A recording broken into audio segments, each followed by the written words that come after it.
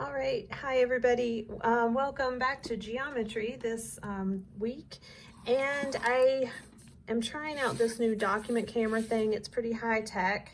You know what? I'm just gonna show you what it is. It's this right here. So I've got 4 cans of food. Then I've got some coasters and a napkin, trying to balance everything in here so that it's pretty steady. Now I'm going to try to reach around as I'm showing you how to do these constructions today. Before we get started, I want to go over the safety compass. Everybody should have one now. Those were in your kits. Some of you, I know you had your own. I want a couple of things that I want you to notice on here is that these holes that go all along the top and then all along the bottom, those are not exactly right across from each other. And so what you'll see is that when we go to measure something, we're using these holes, and they are, these down here are kind of like in between these right here. So if you go to measure something and it doesn't line up with one of these spaces right here along the top, then swing the compass on around and try one of these spaces down on the bottom. Now, if you're measuring something really tiny, then you would use this right here. And if I had something dark to put behind it so you could see it a little bit better. There are some holes right there too. And with those holes, same thing. You can see those holes right there. Same thing, they're not right across from each other. They are kind of off a little bit just so that you can use those for measuring, okay? You are gonna need your notebook today. I'm gonna have a couple of colored pencils with me. So I've got a red and a blue one. I've got my regular pencil. I drew my original segment already in pen. So you'll need your notebook. Make sure you've got all of your materials with you. Some pencils. The colored pencils are really nice because they just let us see like the markings that we make as we're making a construction. So you can see like step 1, step 2, or whatever.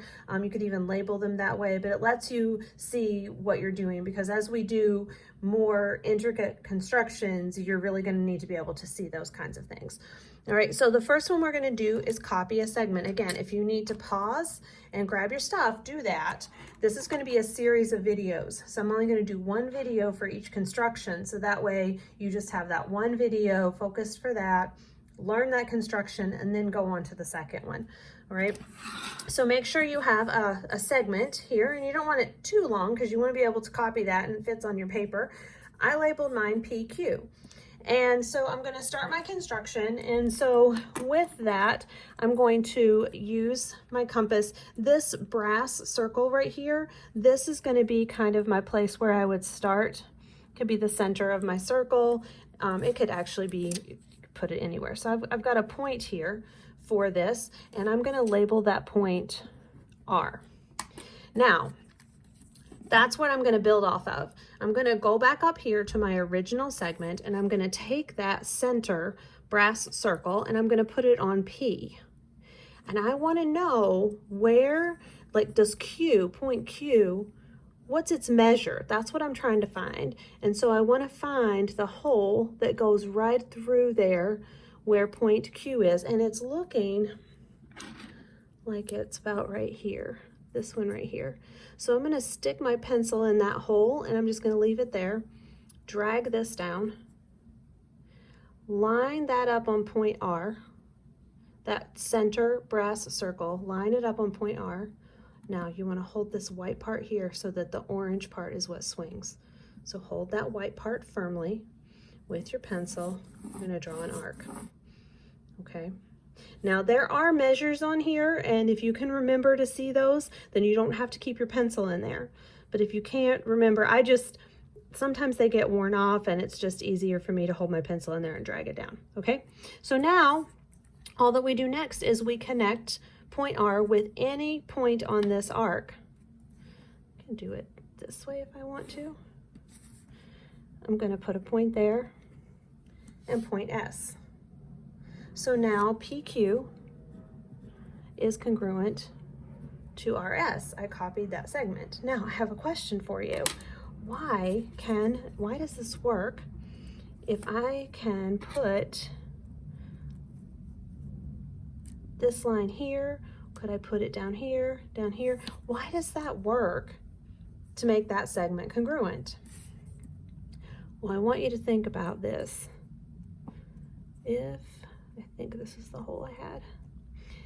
If I continued this arc on around, try this with a dotted line. If I continued this on around my circle, my point here, we'll go up this way.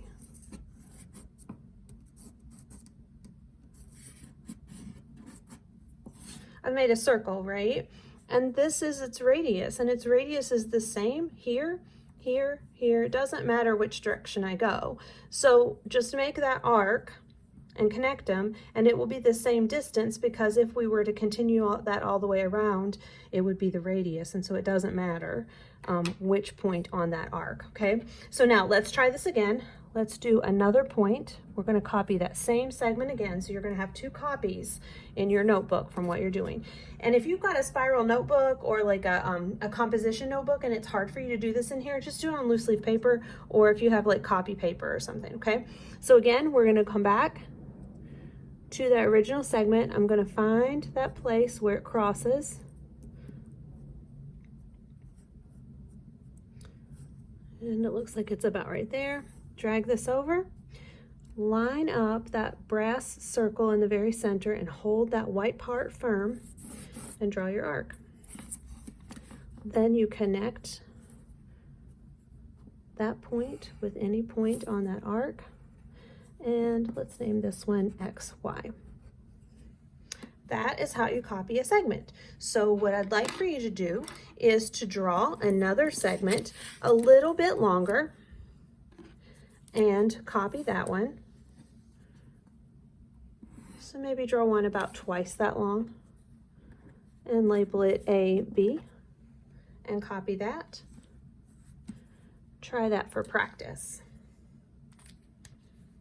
When you're done with that and you feel confident with that, then you can go on to the next video, which is constructing a perpendicular bisector of a segment.